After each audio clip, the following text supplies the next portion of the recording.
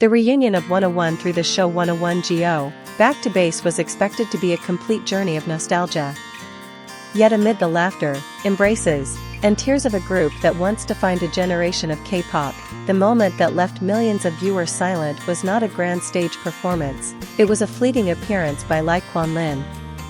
Just a few minutes, not even on the main stage, but enough to revive an essential chapter in 101's story, the chapter called The Youngest Member.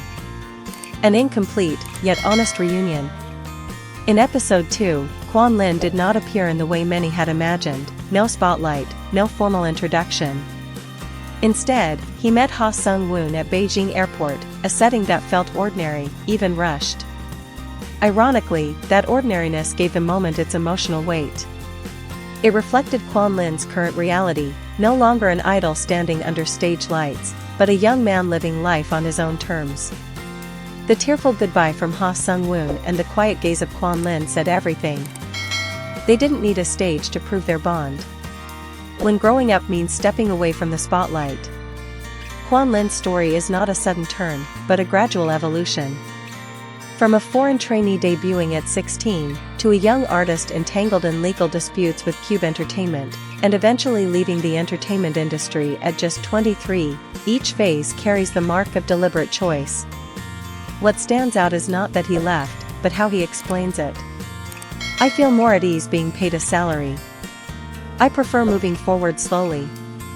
In an industry that glorifies speed, where explosive success is often the ultimate goal, Kuan Lin's choice to slow down feels almost countercultural.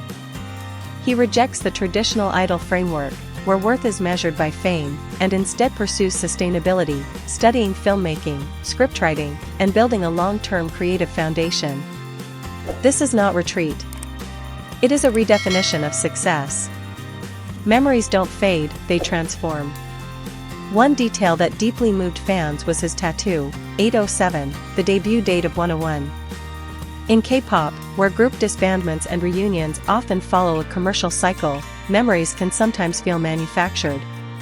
But for Kuan Lin, memory is etched onto his body, permanent, personal, and undeniable. It presents an intriguing paradox. The one who steps away from the stage may be the one who holds on to the past most deeply. The pressure of returning, not everyone can come back. When Kuan Lin's video message played, all the members broke down in tears. Not out of surprise, but out of understanding. He admitted that he misses the members and even holds a desire to reunite. Yet he was equally honest in saying that appearing on television now feels like immense pressure. This touches on a rarely discussed reality: returning is not always a positive step. For those who have stepped away from fame, coming back can mean confronting old pressures, old expectations, and even outdated versions of themselves. Kuan Lin chooses not to, at least, not now. Wannable's response: love without demands. Perhaps most striking is the reaction from the fandom. There was no blame, no demand for his return, only understanding. They cried, not out of disappointment, but empathy. They accept that Kuan Lin has his own path, and that his continued connection to 101 is already enough.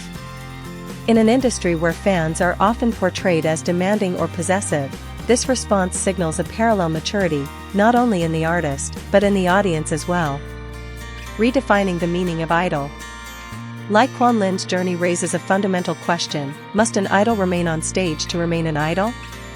If idol once meant fame, spotlight, and performance, Kuan Lin is quietly reshaping that definition, placing value on autonomy, peace, and the freedom to choose one's own life. He may no longer be the magne in the conventional sense. Yet the way he leaves without denying his past gives that identity a deeper resonance than ever before. Conclusion: a brief appearance, a lasting impact. In a show filled with reunion moments, Lai Kuan Lin appeared only briefly. Yet that brief moment carried the deepest emotional weight. Because sometimes, what lingers the longest is not what is complete, but what remains unfinished, yet profoundly real.